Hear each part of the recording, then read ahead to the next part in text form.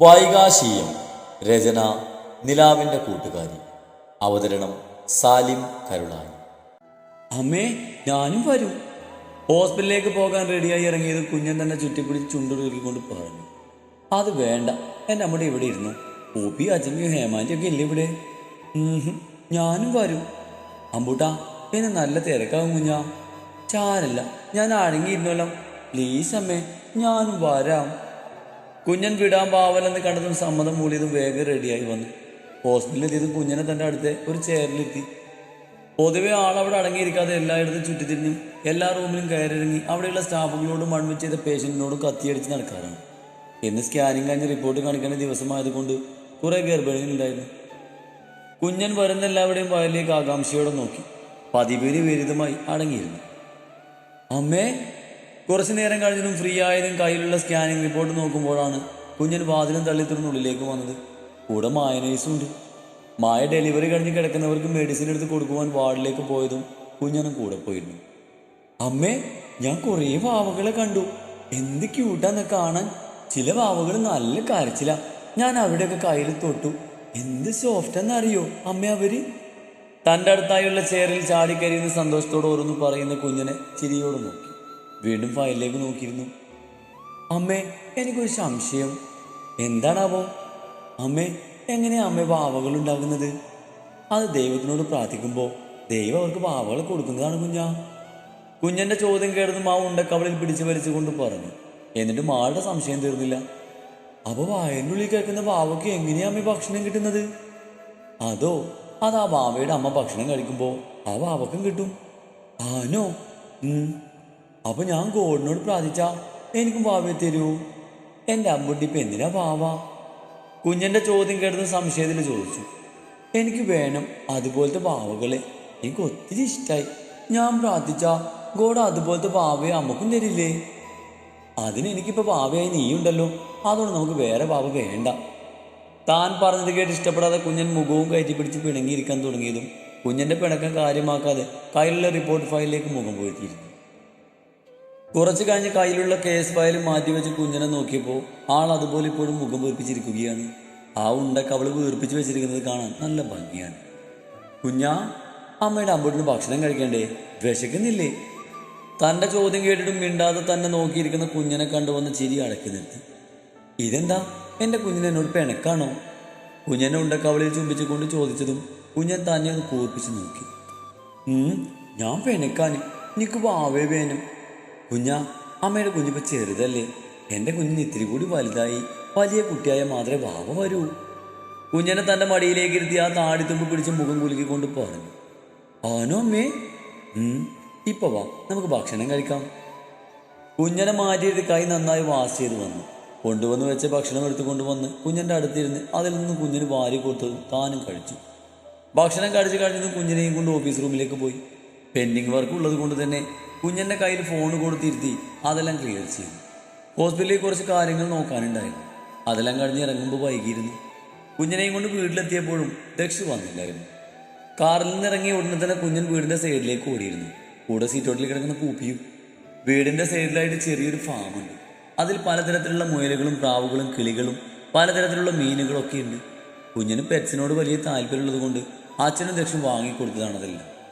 ഇനി കുറച്ച് കഴിയാതെ ആളവിടെ നിന്ന് വരില്ല എന്നറിയാവുന്നതുകൊണ്ട് ഉള്ളിലേക്ക് നടന്നു. ഫ്രഷായി ഇറങ്ങി കിച്ചണിൽ പോയി കുറച്ചു നേരം അമ്മയും ഹേമാൻ്റെയും കിച്ചണിൽ സഹായിച്ച് നിൽക്കുമ്പോഴാണ് ദക്ഷു വന്നത്. ഹാളിൽ നിന്ന് ദക്ഷിൻ്റെയും കുഞ്ഞിൻ്റെയും ശബ്ദം കേട്ടതും കുഞ്ഞിനുള്ള പാലും സ്നാക്സും ദക്ഷിണായുള്ള ചായയും എടുത്ത് ഹാളിലേക്ക് നടന്നു. ദക്ഷിൻ്റെ മടിയിൽ കയറിയിരുന്ന് ഇന്നത്തെ കാര്യങ്ങളൊക്കെ പറഞ്ഞു കൊടുക്കുകയാണ് കുഞ്ഞ്. ദക്ഷെല്ലാം കേട്ടിരിക്കുന്നുണ്ട്. ഇതാ ചായ. കുഞ്ഞാ, ഈ പാല് കുടിച്ചേ. ദക്ഷിണുള്ള ചായ കൊടുത്ത് കുഞ്ഞിന് നേരെ പാൽ ഗ്ലാസ് നീട്ടിക്കൊണ്ട് പറഞ്ഞു.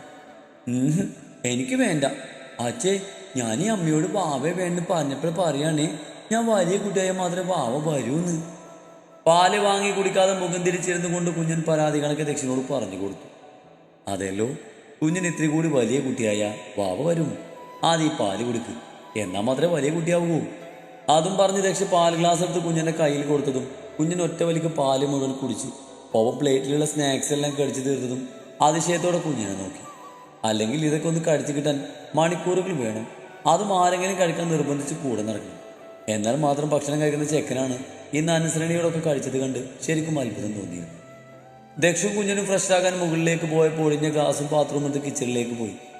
എല്ലാം കഴുകി വെച്ച് റൂമിലേക്ക് വരുമ്പോൾ ബാത്റൂമിൽ നിന്നും കേൾക്കുന്ന ബഹളത്തിൽ നിന്ന് തന്നെ മനസ്സിലായി രണ്ടുപേരും ഫ്രഷ് ആവുകയാണെന്ന്. കുഞ്ഞിന് ഇത്രയും വലുതായി എന്ന് പറഞ്ഞിട്ടും കാര്യമില്ല. ഇപ്പോഴും വെള്ളത്തിൽ കളിക്കാൻ ആൾക്ക് നല്ല ഇഷ്ടമാണ്. തലയിൽ കെട്ടിവെച്ച ടവലും അഴിച്ചിട്ട് സ്റ്റാൻഡിൽ വിരിച്ചിട്ട് മുടി കോതി എടുക്കുമ്പോഴാണ് കുഞ്ഞിനും ദക്ഷും ഫ്രഷായി ബാത്റൂമിൽ നിന്ന് ഇറങ്ങി വന്നത്.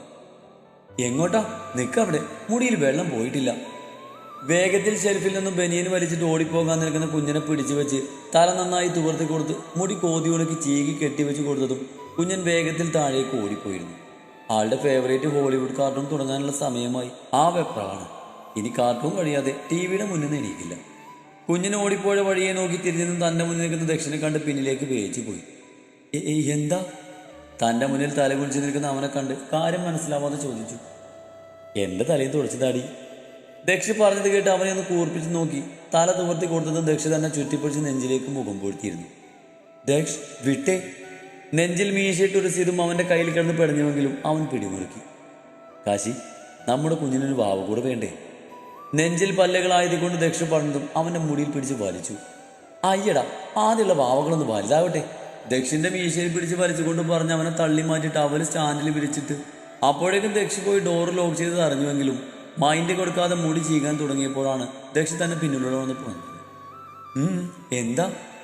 തൻ്റെ മുടി മുഴുവൻ മുന്നിലേക്ക് ഇട്ട് തന്റെ ഷോൾഡറിൽ തലകുത്തി മിററിൽ കൂടി തന്നെ നോക്കുന്ന ദക്ഷിണെ നോക്കി പുരുകമുഖിക്കൊണ്ട് ചോദിച്ചതും അവൻ ഒന്നുമില്ലെന്ന രീതിയിൽ ചുമല് കൂച്ചി ടേബിളിലുള്ള സിന്ദൂര ചെപ്പെടുത്ത് അതിൽ നിന്ന് സിന്ദൂരം തൊട്ടെടുത്ത് സീമന്തിരേഖ ചോദിച്ചു. ഒപ്പം കുറച്ച് സിന്ദൂരം എടുത്ത് ഇരു പുരുകങ്ങൾക്കും ഇടയിൽ തൊട്ടു. കാശി, ഇപ്പം നീ സുന്ദരിയായിട്ട് കേട്ടോ.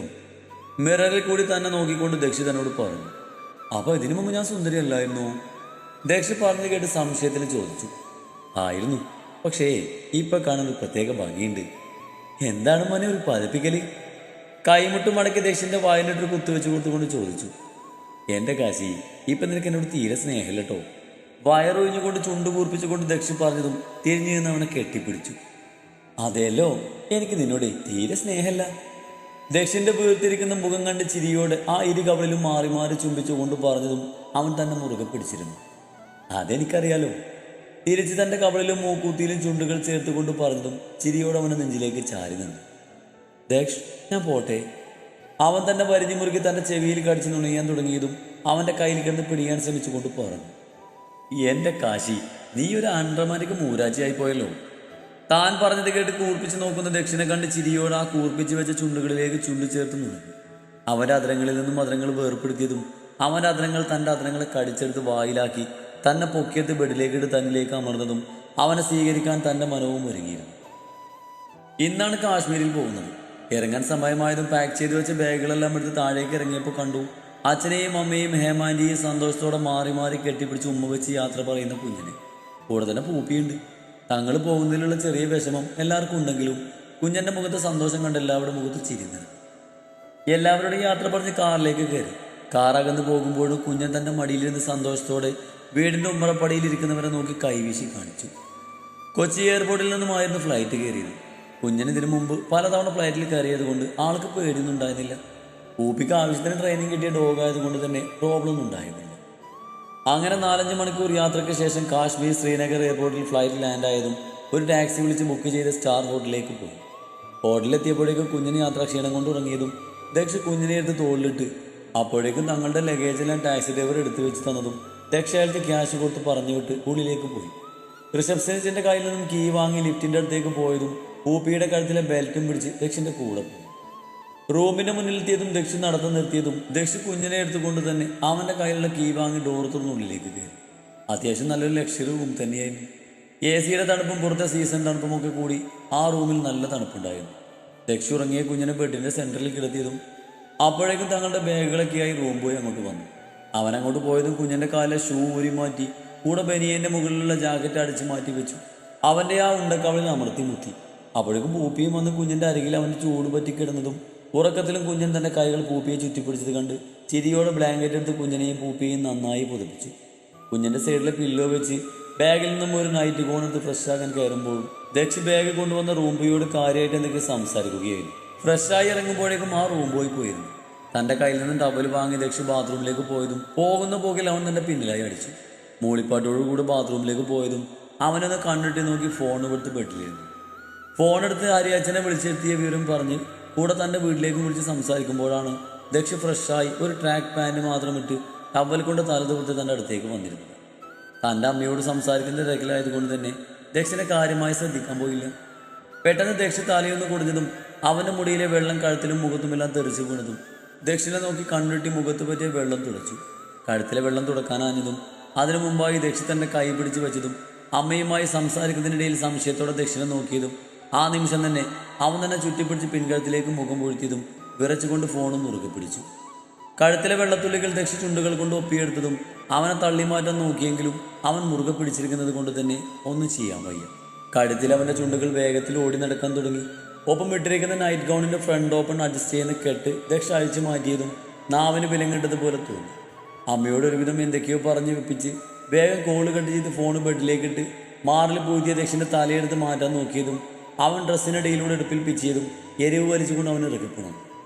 ദക്ഷിൻ്റെ കൈകളും മധുരങ്ങളും അനുസരണയില്ലാതെ കുസൃതി കാണിച്ച് തന്നിൽ ഒഴുകി നടക്കാൻ തുടങ്ങിയതും ബലമായ മുഖം കൈകളിൽ കോരിയെടുത്ത് അവൻ്റെ അതിരങ്ങളിലേക്ക് അതിരങ്ങൾ ചേർത്ത് നിന്നു.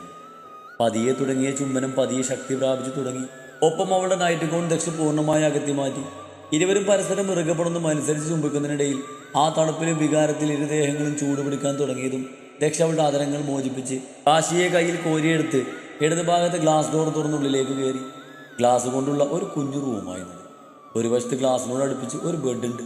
സൈഡിലെല്ലാം ഗ്ലാസ് ആയതുകൊണ്ട് തന്നെ ആ ബെഡിൽ കിടന്നുകൊണ്ട് തന്നെ പുറത്തെ കാഴ്ചകൾ കാണും. ദക്ഷ പതിയെ കാശിയെ ബെഡിലേക്ക് കിടത്തി ഗ്ലാസ് എല്ലാം കാട്ടിൽ കൊണ്ട് മറച്ചു. ആ റൂമിലെ അരണ്ട ബെഡ് ലാമ്പിന്റെ വെട്ടത്തിൽ കാണുന്ന ബെഡിൽ അർദ്ധനഗ്നിയായി കിടക്കുന്ന കാശിയെ നോക്കി കള്ളച്ചിരിയോടെ മീശ പിരിച്ചു വെച്ചതും കാശി പശ്ചിമായ ചിരിയോടെ അവനെ നേരെ തന്നിലേക്ക് ക്ഷണിക്കുന്ന പോലെ കൈകളുയർത്തി കാണിച്ചതും ദക്ഷ വിടർന്ന മുഖത്തോടെ അവളിലേക്ക് ചാടി. ഇരുണ്ട വെട്ടത്തിലും തിളങ്ങുന്ന അവളുടെ മൂക്കുത്തിയിൽ ചുണ്ടുകൾ ചേർത്ത് ചുംബിച്ചതും കാശി കണ്ണുകളടച്ച് അവനെ ചേർത്ത് പിടിച്ചു. പതിയെ പതിയെ അവളുടെ മുഖം ആകമാനം ദക്ഷിന്റെ ചുണ്ടുകൾ മുദ്രണം ചാർത്തി ഓടി നടന്നു. അവസാനം അവളുടെ അതിരങ്ങളിൽ കടിച്ചെടുത്ത് നുണയാൻ തുടങ്ങിയതും കാശി ഒന്ന് ഏങ്ങി ഉയർന്നു പൊങ്ങി അവനെ കൂടുതൽ ചേർത്ത് പിടിച്ചു. അതിരങ്ങൾ വിടാതെ നുണയുന്നതിനോടൊപ്പം കാശിയിൽ പുതുവസന്തങ്ങൾ തീർത്ത് അവളുടെ ദേഹത്ത് കൂടെ കുസൃതി കാണിച്ച് അവൻ്റെ കൈകൾ ഒഴുകി നടന്നു. പതിയെ പതിയെ ഒരു നേരത്തെ തെന്നലായി ദക്ഷ അവളിലേക്ക് വീശിയടിക്കാൻ തുടങ്ങി.